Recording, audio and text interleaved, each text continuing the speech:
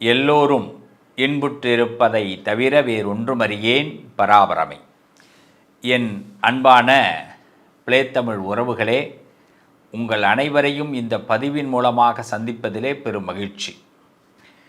நம்ம இன்றைக்கி ரொம்ப அழகாக ஒரு விஷயத்தை பற்றி பேச போகிறோம். அதில் ரொம்ப முக்கியமாக நடைமுறை வாழ்க்கையில் இருக்கக்கூடிய சின்ன சின்ன சிக்கல்களை எப்படி நாம் சமாளிக்கலாம் அப்படிங்கிறது தான் இன்றைக்கி நம்ம பேச போகிறோம். இதில் முதல்ல இந்த உலகத்தில் நம்மளை யாராவது ஒருத்தவங்க வழி நடத்துனாங்க அப்படின்னா நம்ம ரொம்ப சீக்கிரமாக முன்னேற முடியும். இன்றைக்கி உலக வரிசையில் பணக்காரர்கள் வரிசையில் இருக்கக்கூடியவர்கள்லாம் பார்த்திங்கன்னா யாரோ ஒருத்தவங்க வழி நடத்தினவங்க தான். யாருமே தானாக தோன்றிய சுயம்பு லிங்கங்கள் கிடையாது. முன்னாடி யாரோ ஒருத்தவங்க ஒரு ஸ்கெட்ச் போடுறாங்க, அந்த ஸ்கெட்சை அவங்களால முடிக்க முடியல, அதை பார்த்துக்கிட்டே இருக்கிறாங்க. அந்த ஸ்கெட்சை இவங்க எடுக்கிறாங்க, இவங்க சக்ஸஸ் பண்ணிடுறாங்க. நீங்கள் கவனித்து பாருங்கள், முதல்ல ஒரு பிளான் போட்டவங்க அது வெற்றி அடைஞ்சாங்களா, அந்த பிளான் போட்டு அது அங்கேயே ஃப்ளாப் ஆகிட்டு அவங்க விட்டுட்டு போயிருப்பாங்க, அதிலேருந்து வந்தவங்க தான் அதிகமாக வெற்றி பெற்றவர்களாக இருப்பாங்க. இன்றைக்கி நம்மளுடைய ஜென்ரேஷனில் நம்ம நிறைய விஷயங்களை தெரிஞ்சுக்கிறதுக்கு முக்கிய காரணம் யாராக இருக்கும் அப்படின்னா நம்ம கற்றுக்கிறது தான். ஒவ்வொரு நாளும் ஒவ்வொரு பாடத்தை ஆண்டவன் கற்றுக் கொடுக்குறான். எல்லாரோட வாழ்க்கையிலையும் நீங்கள் எடுத்துக்கலாம். நீங்கள் நிம்மதியாக நீங்கள் ஒரு நாள் தூங்குறீங்கன்னா அடுத்த நாள் அந்த நிம்மதியோடு எழுந்திருக்கணும் அப்படின்னா நீங்கள் ஏதாவது ஒரு பாடத்தை கற்றுக்க போகிறேங்கிற ஒரு நம்பிக்கையோடு எழுந்தால் தான் நிம்மதியோடு எழுந்திருக்கலாம். இன்றைக்கி என்ன நடக்க போதோ தெரியலப்போ அப்படின்னா அந்த நாளே நமக்கு விரயமாயிடும். இன்றைக்கி இந்த ஒரு பாடத்தை இந்த காலம் கற்றுக் கொடுக்க போகுது. என்ன வேணாலும் கற்றுக் கொடுக்கலாம். அது என் குடும்ப உறுப்பினர்களால் எனக்கு ஒரு பாடம் கற்றுக்கலாம், என்னுடைய தொழிலால் ஒரு பாடம் கற்றுக்கலாம், என் நண்பர்களால் ஒரு பாடம் கற்றுக்கலாம், இல்லை ஊடகத்தின் மூலமாக ஒரு பாடம் கற்றுக்கலாம். ஏதோ ஒரு வகையிலே நான் ஒரு பாடத்தை கற்றுக்கொள்ளப் போகிறேன் அப்படிங்கிறது தான் உறுதி.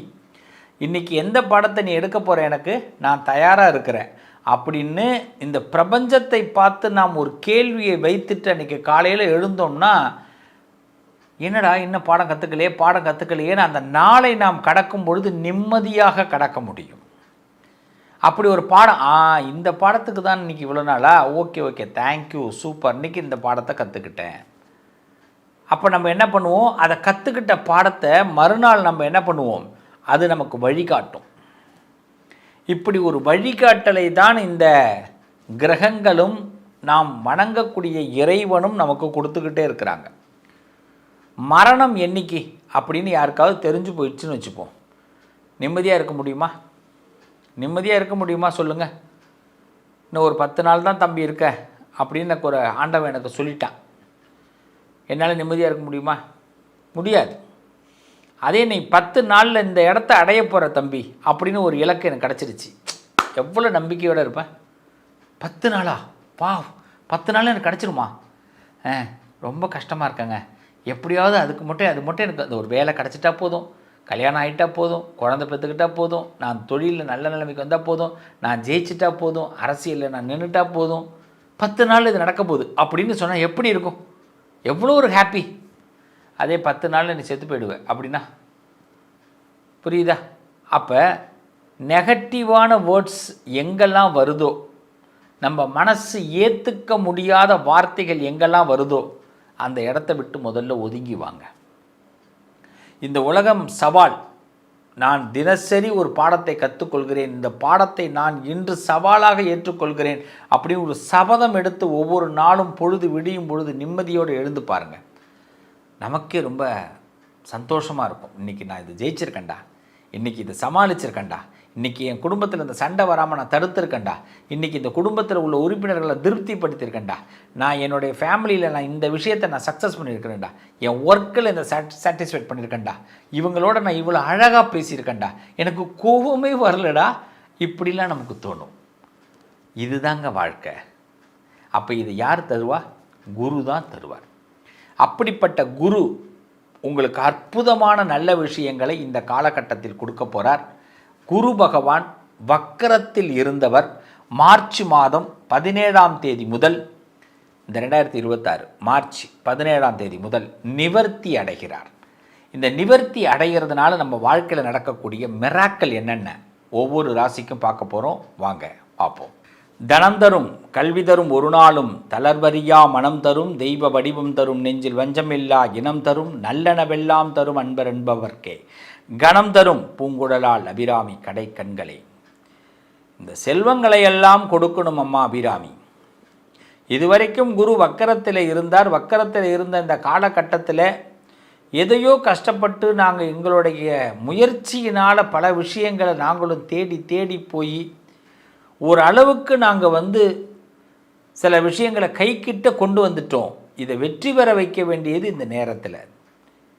இப்போ வக்கரத்தில் நிவர்த்தி அடைகிறார் இந்த மார்ச் 17 குரு பகவான். ஸோ வக்கரத்தில் நிவர்த்தி அடையும் பொழுது ஒரு சக்தி உங்களுக்கு கிடைக்க போகுது. அதனால தான் அன்னையுடைய பாடலோடு நான் ஆரம்பித்தேன். அன்னை பராசக்தி அபிராமி அமாவாசையை பௌர்ணமியை ஆக்கி கொடுத்தா. இது அன்றைய தினம் நடந்தது ஒரு பட்டருக்காக, தன்னை நம்பி வந்த ஒரு பக்தனுக்காக. இன்னைக்கு நம்ம பக்தர்களாக அடியார்களாக அன்னையை நம்பி மிதுன ராசிக்காரர்கள் கையெடுத்து வைக்கிறோம். உங்கள் பக்கத்தில் இருக்கிற எந்த கோவிலுக்கு வேணாலும் நீங்கள் போங்க. மிதுன ராசிக்காரர்கள் ஒவ்வொரு வெள்ளிக்கிழமையும் பக்கத்தில் இருக்கிற ஒரு கோவிலுக்கு சென்று, அது சிவாலயமாக இருக்கட்டும் வைணவ ஆலயமாக இருக்கட்டும், அங்கே வைணவ ஆலயமாக இருந்தால் தாயார் சன்னதி, சிவாலயமாக இருந்தால் அன்னை பராசக்தியுடைய சன்னதி, அம்பிகையுடைய சன்னதி. அந்த சன்னதியை ஒரு வளமாக ஒரு 11 தடவை சுற்றி வாங்க. சன்னதி சுற்றுற அளவுக்கு இல்லைன்னா கோவிலையே 11 தடவை சுற்றி வாங்க. வெள்ளிக்கிழமை நீங்கள் நம்பவே மாட்டீங்க. இந்த குரு வக்கரத்தில் இருந்தவர் நிவர்த்தி அடைகிறதுனால உங்களுக்குள்ள ஒரு பவர் வரும். அதாவது சில தேடுற விஷயத்தை நம்ம வெளியில் போய் தேட வேண்டிய அவசியம் மிதுனத்திற்கு இந்த நேரம் ஏற்படாது. நமக்குள்ளேயே நமக்கு அதற்கான காரியங்களும் காரணங்களும் தெரிய வரும். ஒரு பெரிய குழப்பத்தில் இருக்கங்க, ஒரு வருத்தத்தில் இருக்காங்க, எனக்கு சில விடை தெரியல, அந்த விடை தெரிஞ்சிடுச்சுன்னா போதும், நான் ஒரு ஸ்டேபிளாக நான் ஒரு முன்னேற்றத்துக்கு வந்துடுவேன். சில பேர் ஏதோ தப்பாக நினைக்கிறாங்களோ தப்பாக இருக்கிறாங்களோன்னு கூட எனக்கு எண்ணம் தோணுது. அப்படியெல்லாம் எனக்கு ஆனால் எண்ணம் தோணுது, அது என்ன பண்ணலாம் அப்படின்னு எனக்கு ஒரு அதை விழி பிதுங்கி இருக்கிறேன். நான் போகிற ரூட்டை எனக்கு கரெக்டாக தப்பாக நான் எதுலேயும் போய் சிக்கிடக்கூடாது, மாட்டிக்கக்கூடாது. உள்ளார ஒரு பயம் என்றைக்குமே மிதுனத்துக்கு இருந்துக்கிட்டு இருக்கும் தெரியுமா. வெளிப்படையாக நம்ம வெளியில் ரொம்ப அழகாக இருந்தாலும் உள்ளுக்குள்ளே நம்ம தப்பாகிடக்கூடாது, ஒரு விஷயம் கெட்டு போயிடக்கூடாது, நம்ம போகிற ரூட்டு தப்பாகிடக்கூடாது, தோத்துடக்கூடாது அப்படிங்கிற எண்ணம் இருந்துக்கிட்டே இருக்கும். அப்படிப்பட்ட மிதுனராசி பிள்ளைகளுக்கு இந்த நேரத்தில் ஒரு பராசக்தி துணை பண்ணுறான்றேன். அப்போ அந்த அம்பாவை நம்ம வழிபாடு பண்ணுறதை விட என்னங்க வேலை, நம்ம வீட்டில் யூடியூப்பில் போட்டு அபிராமி அந்தாதின்னு போடுங்க. சீர்காழி கோவிந்தராஜனுடைய கண்ணீர் குரலில் இருக்குது. எத்தனையோ குழந்தைங்களுடைய குரல்கள் அன்றைக்கி அந்த அபிராமி அந்தாதி வந்திருக்கு. ஆமாம், அபிராமி அந்தாதியை போட்டு கேளுங்க. முடிஞ்சதுன்னா உங்களால் முடிஞ்ச ஒரு புத்தகத்தை எடுத்து இன்றைக்கி படித்து பாருங்கள் அபிராமி அந்தாதியை. இல்லைன்னா ப்ளே ஸ்டோரில் போய் பதிவிறக்கம் பண்ணி அதை படித்து பாருங்கள் செல்ஃபோன் மூலமாக. 100 பாட்டு தான். இப்போ அது படிக்க படிக்க என்னங்க ஆகும்னா அன்னையுடைய அனுமதியோடு நாம் எல்லா காரியத்தையும் செய்ய ஆரம்பிப்போம்.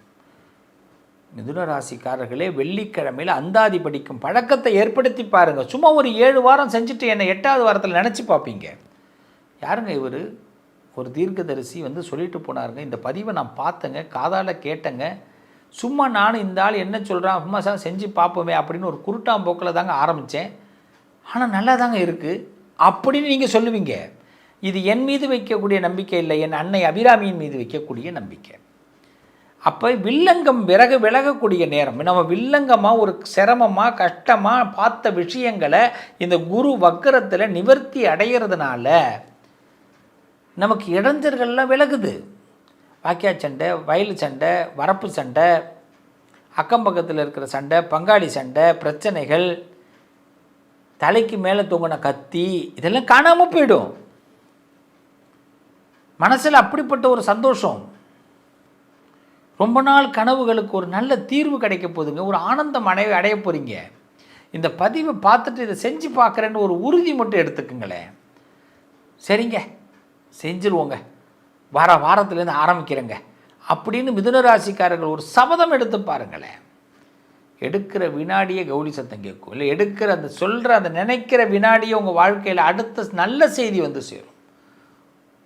அப்போ மிதுனத்துக்கு இது எந்த நேரம்? குரு வக்கரத்தில் நிவர்த்தி ஆகிறாருன்னா நல்ல செய்தியை காதில் கொடுக்குறாரு. அதை செயல்படுத்துறது மட்டும்தான் இப்போ உங்களுடைய வேலை. தர்ம போராளிகள் நீங்கள், தர்மத்தை ஜெயிக்க வைக்கணும்னு நினைக்கக்கூடியவர்கள். அதர்ம வழியில் போகணுன்னா நம்ம என்றைக்கோ முன்னேறி போயிருக்கலாமே.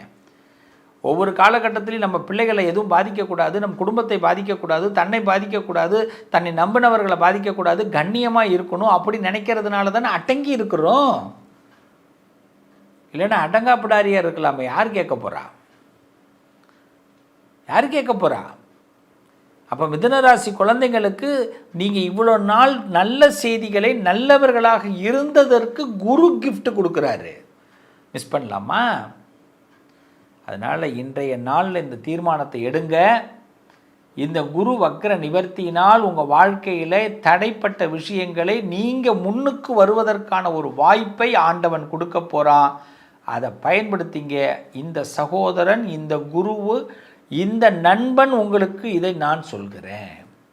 என்னை நம்பி இறங்கி பாருங்கள், நல்லா இருப்பீங்க, நல்லது நடக்கும். நான் ஆரம்பத்திலே சொன்னேன், நீங்கள் எல்லாருமே என்னுடைய உறவுகள், நீங்கள் எல்லாருமே என்னுடைய பிள்ளைகள், நீங்கள் எல்லாருமே என்னுடைய நண்பர்கள். ஒரு நண்பனாக, ஒரு குருவாக, ஒரு தந்தையாக உங்களோடு நான் என்றும் தொடர்பில் இருப்பேன்.